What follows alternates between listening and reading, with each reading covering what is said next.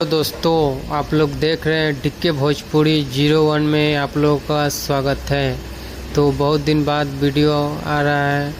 आप लोगों को बता दें, एक बहुत ही बड़ा और तगड़ा खेसारी म्यूजिक वर्ल्ड पे खेसारी लाल यादव जी की और शिल्पी राज जी के आवाज़ में गाना रिलीज किया गया है, जो कि बहुत तगड़ा और शानदार सॉन्ग है। आप लोगों को बता दें, इस सॉन्ग को कृष्णा बेदर्दी द्वारा लिखा गया है और म्यूजिक भी आर्या शर्मा द्वारा बहुत ही तगड़ा और शानदार का बनाया गया है। आप लोग नहीं सुने हैं तो जाके खेसारी म्यूजिक वर्ल्ड पे सुनिए। बहुत तगड़ा और शानदार सॉन्ग रंगबाज आप लोगों के बीच रिलीज कर दिया गया है।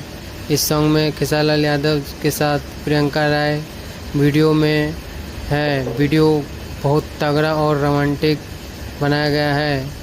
तो आप लोग नहीं देखे तो जाके देखें। बाकी आप लोगों के वीडियो कैसा लगा कमेंट बॉक्स में बताइए। मैं मिलता हूँ आप लोगों से अगले वीडियो में। धन्यवाद।